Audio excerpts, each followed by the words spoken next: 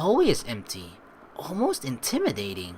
Nomiya's office is the art classroom at the other end of the third-floor hallway. Our steps echo disturbingly. The atmosphere is unlike on a normal afternoon. It feels like the school knows that nobody will be coming back for a month, too. The door is open, but not very inviting. I'll, wait outside. Uh-oh. Nodding barely noticeably, Rin strides in without stopping, and naturally, without knocking. Well, of course. Maybe that's why it takes a few seconds before I hear the teacher's voice from inside. There you are! Hello. A conflict arises. Should I stay here? Or go somewhere else? I'm not sure if I even want to eavesdrop on them. Manners lose to curiosity, and so I stay close enough to listen in. Their voices echo in the hallway, but no matter. There is nobody around, save for me. Dear girl, what on earth were you thinking, leaving like that on the big night? I couldn't say anything. Compared to Nomiya's scolding tone, Rin sounds awfully quiet and withdrawn. Her words seem to drown under his. I have to say, I am very disappointed in you, Tezuka. It was no good at all. Never mind all the things I did for you. What about Sei? What about all the guests who wanted to meet you? There was nobody. Even Hisao. You have embarrassed us very badly, Tezuka. Reputation is what counts. Surely you know that. It's alright. I don't need it. Don't need? What do you think you know? Rin's replies only seem to agitate the teacher more, his voice rising with every sentence. The path of an artist is a thorny one. I'll tell you that. Thorny. You have to see the big picture. There will be bad times and good times. Things are like they are. It might be alright even. You might now think that it's all so wonderful and easy, but how far would you have gotten without me? I won't always be there for you. When you lie on the floor of your minuscule room, your rent 3 weeks late, your mind blank for the 4th straight week, then you will wish that you had listened to old Nomiya a bit more. When you keep measuring how the shadow of your chair becomes longer over the spring, because that's how all your lethargy allows, maybe that's when you will start caring about your career. That doesn't matter. Your resolve is not enough. I am not a resolved person. You are not a resolved person. Then tell me why! Why? Why did we go through all this trouble if it amounts to a mosquito shit? Oh dear. The teacher blew a fuse. Him yelling at Rin makes me feel bystander's guilt. If I had gone with her, maybe he wouldn't have gotten so angry. If I had not let her run away, maybe he wouldn't have gotten angry in the first place. I could still go and save her. I don't think I can. I was the same. I yelled at Rin too, and I'm feeling all the more embarrassed about it now. I just felt justified to vent my anger at her face just because I felt it was her fault that I was so frustrated. I was no more justified than the teacher is. A terrible silence sets upon the hallway. Rin does not have anything to say to Nomiya. Whether she has run out of answers, or she knows that arguing would only make him angrier, is anyone's guess. The teacher has nothing more to say either, it seems. Or maybe he just ran out of breath. For a moment, I imagine the two of them just staring at each other, one full of red-hot anger, and the other full of... yes, what? I can't tell how Rin feels. Not before. Not now. Teachers seem to expect Rin to say something too, but since she doesn't, he finally continues in a quieter, but not less angry voice. What worth is there in doing so much work if the outcome is nothing? Still, Rin will not say anything. I'm sorry. I shouldn't have gotten so excited. He does not sound sorry at all. Rather, his tone is cold and sharp, like he was spitting the words out of his mouth. It seems that I was expecting too much. You are not an artist after all. Yeah, not sorry at all. He storms out of the clubroom and down the stairs without noticing me. After he is gone, I peek carefully inside the classroom. Rin is left standing there in front of the teacher's desk. I couldn't say I'm sorry. She says it into the humid air of the classroom, not to me. But since the room won't answer her, I will have to. That was unfair of him. He was angry, but still, I can't decide how to end my sentence. Disdaining the teacher feels like disdaining my own behavior from 2 days ago. Stupid, but correct in hindsight. Rin won't answer, staying petrified where she stands, so I walk up to her. She stood up for herself. In a way, I didn't expect that. I can't determine whether it's unbecoming or not, but either way, she did it. Against me, she never did. I sort of wish she had. Maybe I would not feel this bad then. Lately, it really seems like I've been wishing for all kinds of things. Rin? Go away. Why? What are you saying? You're angry with me too, right? I thought you were my friend. I thought he was too. Her voice is unlike I've ever heard it. It's bitter, sharp like needles, and she keeps staring pointedly at her toes. I don't think it's about that. He wanted you to become something you are not. And I take a deep breath and finally catch her eyes in my own, locking our gazes. I'm sorry. I wanted us to be something else too, more than friends. Maybe that's why I couldn't contain myself and became so frustrated, just like the teacher did. What more? There's nothing more to me than me. That's all I am. I don't understand that. Well, the answer should be obvious, right? I remember myself thinking of the purpose of friendship, to put up with everything and anything, to be there for your friend. Did I fail as a friend? Thinking it could be a stepping stone for something else? Maybe because of those thoughts, I didn't manage to put up with things, to keep it together. As outrageous as Rin is, and was, I shouldn't have let myself get caught into that, especially when I started feeling the way I did towards her. So, did I fail? That's where her eyes seemed to ask. I'm sorry, Rin. I might not be able to be your friend. I don't think I could ever be a good friend to you. I say these things because they are true, not because one of us would like to hear them. But there's something that must be said. The finality of my words creates a shaking silence for what could either of us add to that. Why? Why does all this happen? People are doing things I don't ask for and don't want, and everyone keeps getting angry at me. I have no idea what is going on anymore, and I can't stop feeling like I want to run away from everything. She shuts her eyes tight and breathes out deeply, calmly. When the eyelids open, all I can see is dark green desperation. I have no idea what's wrong with me.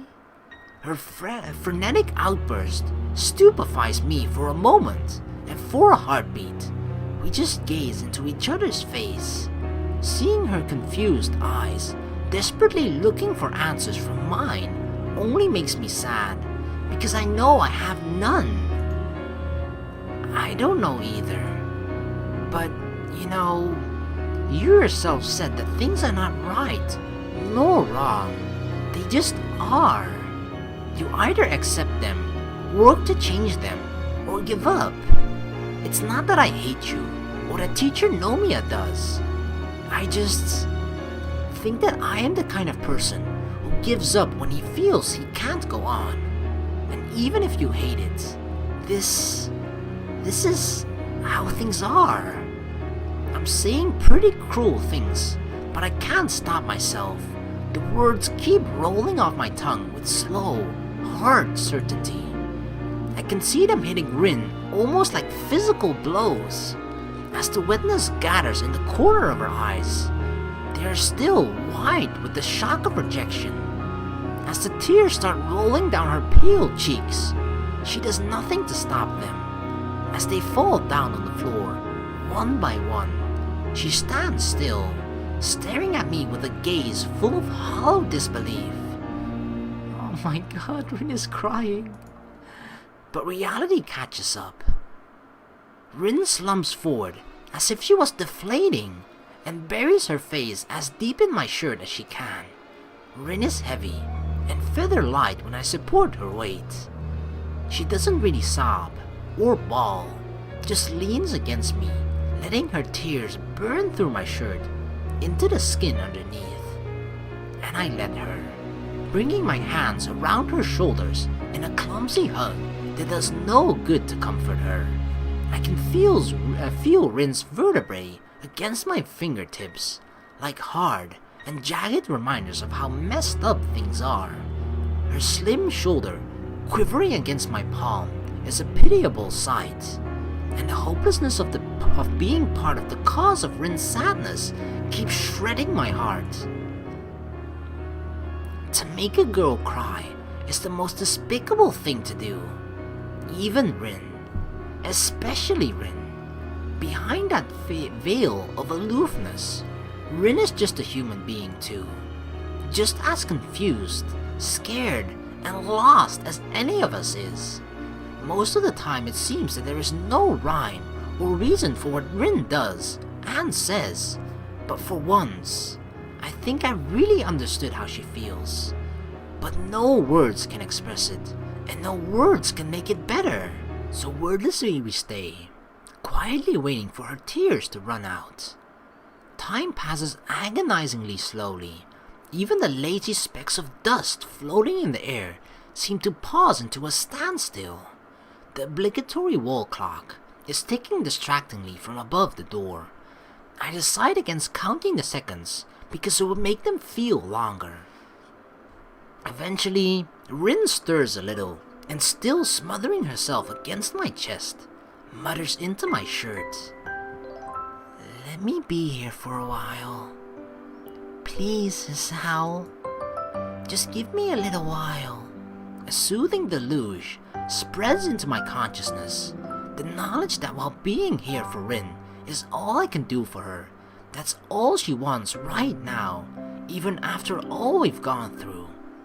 Sure, so she stays here, but I still can't bring myself to draw her closer so I could embrace her properly. It's because doing it would just make me so sad that I don't know if I could bear it. The realization that we might never really be able to become what we want to be for the other crystallizes into mind as a diamond heart enlightenment. A pang surges through my heart like an electric shock. It's painful. This clarity hurts. What can we be for each other? What meaning is there for us to desperately cling to each other, even though it seems so futile? What should I say to Rin? How can I make her feel better? I do not know any of those things, and I fear not knowing them would only hurt more. Forcefully, I push all that out of my mind because I don't want to be thinking of hurtful truths. My thoughts calm down soon enough.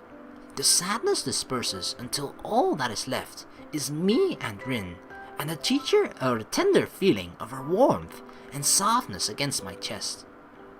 I don't know why I said teacher, like what the hell does a teacher have to do with this? It's not like he suddenly came back in.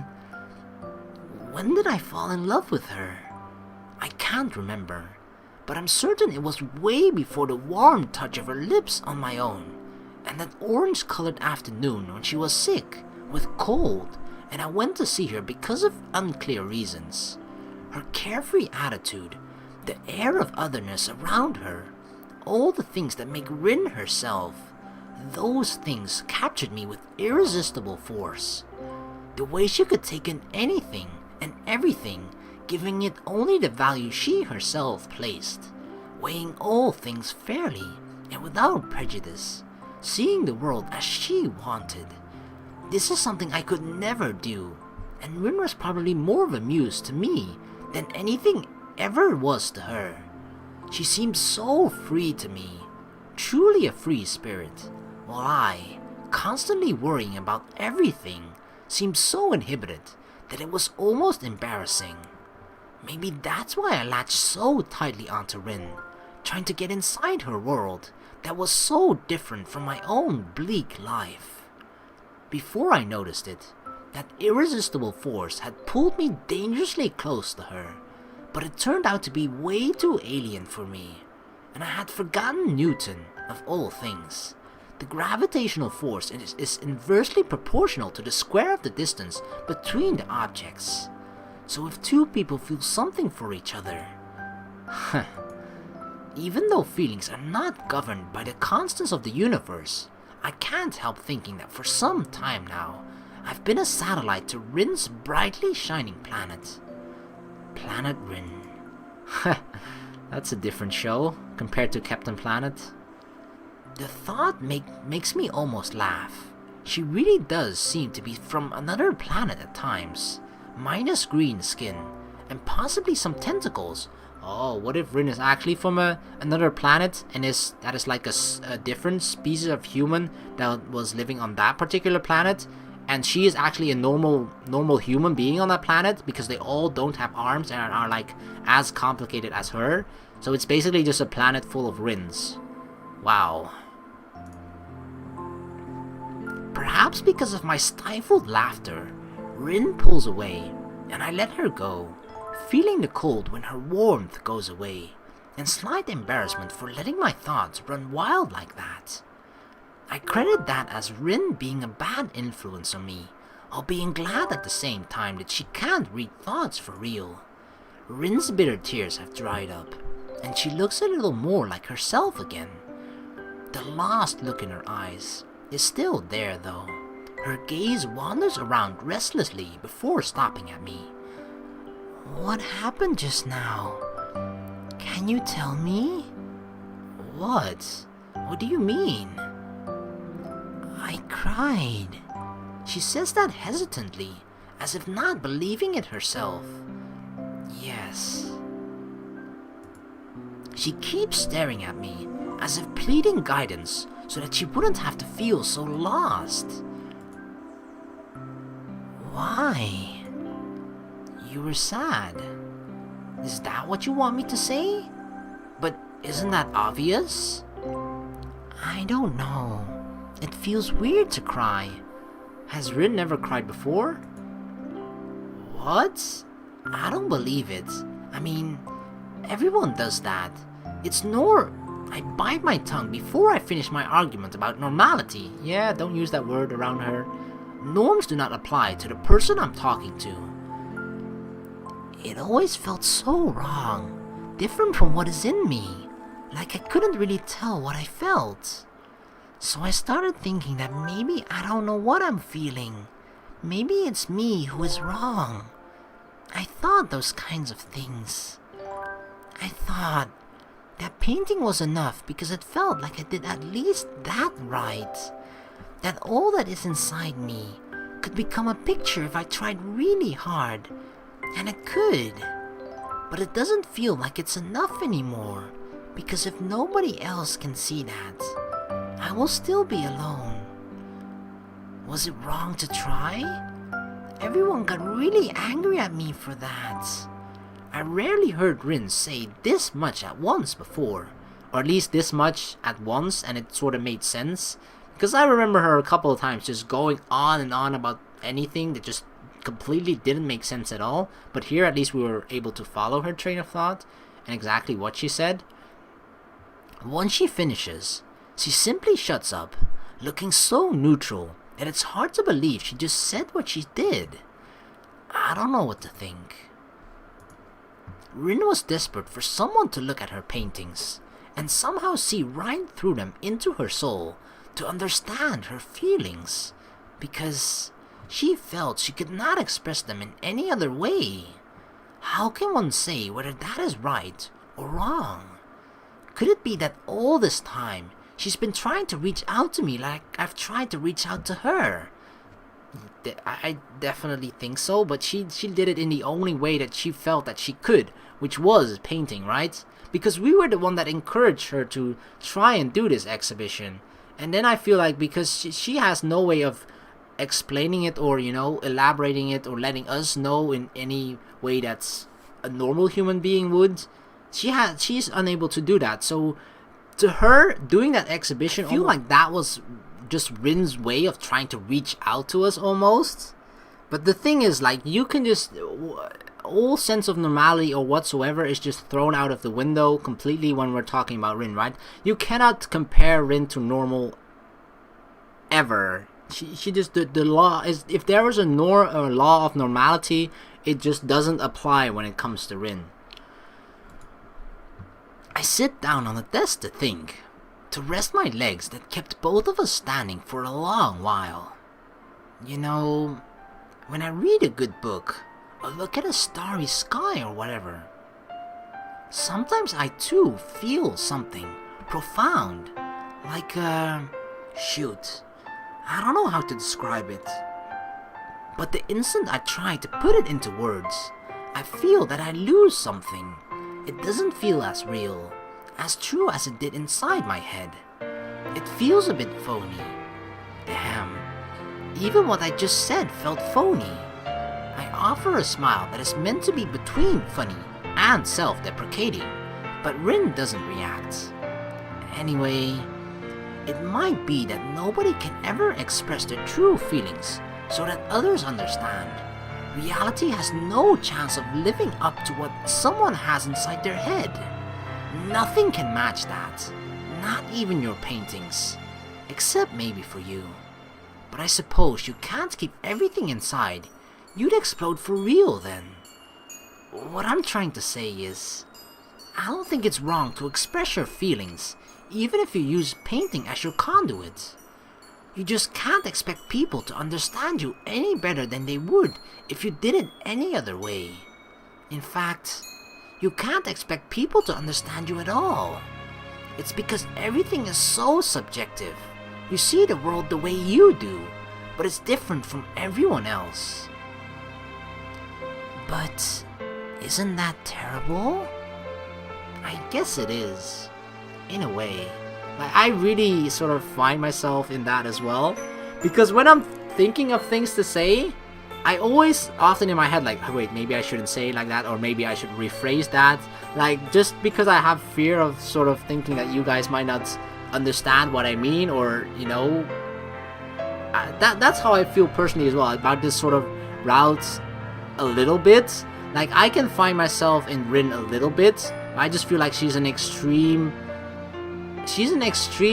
very, very, very extreme example of all the fears and all the things that just sort of make everyone human, because every person has that sort of doubt about not knowing what to do with their future, or not knowing who they are exactly, having to find a purpose in life, or just all those sorts of things and fears that every person has, whether it's just for some people it's really bad, for some people it even controls their life, and for some people it's there but it doesn't even bother them at all.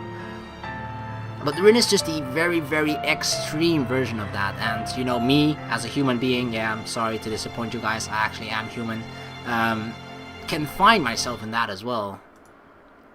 She frowns, looking probably as stricken as she can, which is not much, but it's enough for me to understand that Rin is not particularly happy. I think it might make me sad after all. Yeah, I know. I wish I could do something to help it. I don't think I sound bitter, even though I am, a little. This is my problem. I cannot be what Rin wants for her, and for the same reason, she can't do the same for me either. She makes a difficult face, carefully trying to pick the words she wants to say. So Rin has times when it's hard to say anything too. It can't be helped, I think. But if you say that, it makes me feel a little better. It's funny how some seemingly irrelevant things are the most significant ones at times like this.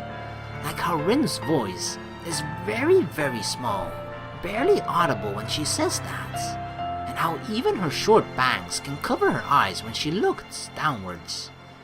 And how they can't cover the deep red color rising on her cheeks and all the way to the tips of her ears. They turn into a very interesting shade of red. A deafening silence follows. It's very awkward, as if I saw something that wasn't meant to be seen, even if it wasn't on purpose. I don't know what to say to that, but I keep feeling like I should know. She doesn't either. Still, it feels like there is no momentum to lose, even if we keep silent. Like we have some weird, wordless connection that would hold even so. Rin keeps shifting her weight from one foot to the other restlessly, looking everywhere around the room, except at me. She is the one who finally breaks the spell. Can we go? I don't want to stay here. Oh yeah, of course. Where? My reply is covering my nervousness, as badly as her question is covering hers. You can go wherever you like. I want to sleep. I haven't really slept for a few weeks. It feels like there's a flock of light blue butterflies inside my head. It makes it hard to think properly. The kind that you think is too blue to really exist. Like Emmy's panties this morning, what? What the hell was that? She shakes her head, and I almost expect a couple of ultramarine colors morphos to pop out of her ears. Morphos. A small smile tucks upwards the corners of her mouth. That reminds me. The blue, not the panties. The word for a flock of butterflies is a swarm. I looked it up. Oh, I remember her asking that. That makes my eyebrows rise in a questioning arc. Or arch. Is it arch or arc? I don't know. Why don't you use it then? I like the other word better. Why look it up in the first place then? Then you should use it, right? She nods and falls silent, her gaze escaping mine to the side, attracted by the dark orange sunlight retracting from the windows. She stays like that for a little while. Me silently looking at her, silently looking out of the window. Hey, are you alright now? She glances at me from the corner of her eye, looking wistful again. The sunlight's reflection doesn't betray any more of her inner feelings. I'll need to think about that. I want to continue this conversation, grasping at those straws that she can finally reveal to even exist. But Rin is looking out of the window, so absent-mindedly, that I know she won't be able to respond in any way that would make sense. It's like some kind of defense mechanism of hers, to avoid being sensible. Her mind is like a butterfly itself, always fluttering somewhere away whenever it's stirred. Just when I thought I could see behind her veil, she jumps out of my reach again. Maybe that's just how Rin is. Maybe that's something I should just accept to get some peace of mind. Okay, I'll walk you back to the dorms then. Thanks. Really? The empty hallways of the school, devoid of its students, feel very lonely. Less than 1 hour after the summer vacation began, the building seems to be deserted, and all that intrudes on the stillness of the hallways are our footsteps. The change is sudden, but it shows how the building is just an empty shell, dead without its students and teachers. It's as though the school has become a private world for only the two of us, a desolate place filled with silence and chalk dust. I think I have to change. She says it out of the blue while we walk down the staircase from the third floor, still managing to feel like she is mirroring what I was just thinking before. That's what people must do, sometimes. That's the last thing we say to each other that day, even though there would be so much to talk about. And even those words drown in the all-encompassing silence, disappearing into the stagnant air as if they were never said. Wow.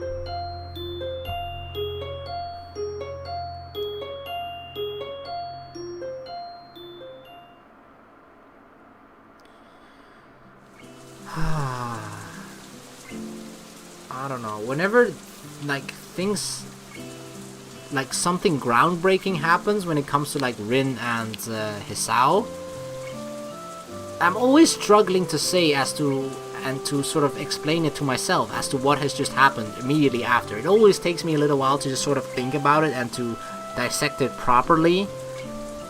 But what I just feel so far is that, you know how Hisao was sort of acting or sort of upset at Rin for not reciprocating the feelings that he had towards her.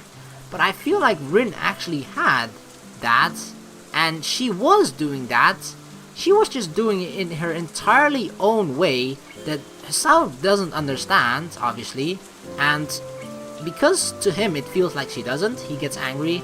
She doesn't understand what she is doing wrong because to her, she feels like she is doing the right thing, right? And because, obviously you understand what's going on in your own mind, Rin understands what's sort of going in her own mind as well, although she says she struggles for it sometimes, but, I just feel like it was completely unreasonable for him to get so mad and angry at her, but you can understand why. It's just because of this whole disconnect that they've been having this entire time, almost, it feels, despite the fact that they are, to each other, they are the closest people to each other, right? For Hisao, Rin is the closest thing that he has to a friend, a good friend, a possible lover or whatever, and for Rin it's the same with Hisao, but there is still this huge gap between us that always feels like that is there, and sometimes it feels like, yeah, they're getting closer, and then bam, Hisao sort of mentioned earlier with that butterfly metaphor, that really seems to occur every now and then. But yeah, as he mentioned, it just sort of feels like that is a part of Rin, and it's if that is something that you just notice that is all a part of that person, it just becomes much better to accept it rather than to just get upset at it every single time, because if that is a part of that person, that is most likely never, or really is going to be really difficult for them to change. Therefore, getting upset at it every single time just doesn't really make sense, and it doesn't solve anything.